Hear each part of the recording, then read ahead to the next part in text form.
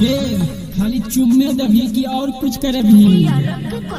छोरी हट हट हट छोरी शॉर्ट शॉर्ट शॉर्ट फटाफट वाला काम करके चल जा छोरी शॉर्ट शॉर्ट शॉर्ट छोरी हट हट हट फटाफट वाला काम करके चल जा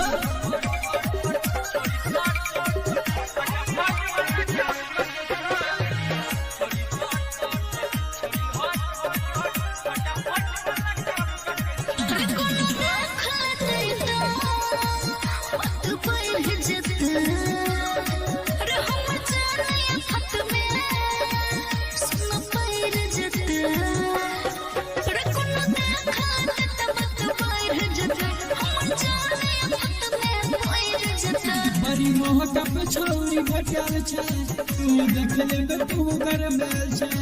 बिना मोहका पे छौरी भटल छै तू देख ले तू गरमल छै खाली चुन्नी चाटे के मन भर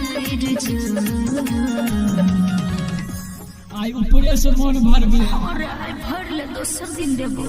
छोरी शॉर्ट शॉर्ट शॉर्ट छोरी हट हट हट फटाफट वाला काम करके चल जा छोरी शॉर्ट शॉर्ट शॉर्ट छोरी हट हट हट फटाफट वाला काम करके चल जा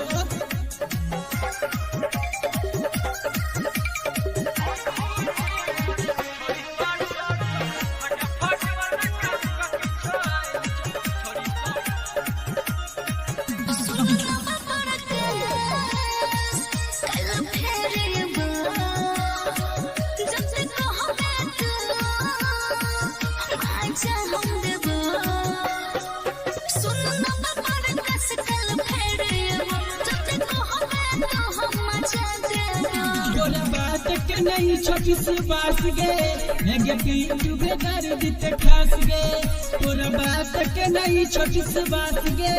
लगे पीटू बेदर दिते खास गे दोनों जवान के छोटा छोड़ा पार जा किया गे दभी नहीं की हमरा तो बात नहीं बुझे छकाई लेबो तो फिर कर ले छोरी शॉर्ट शॉर्ट शॉर्ट छोरी हट हट हट फटाफट वाला काम करके चल जा छोरी शॉर्ट शॉर्ट शॉर्ट छोरी हट हट हट फटाफट वाला काम करके चल जा।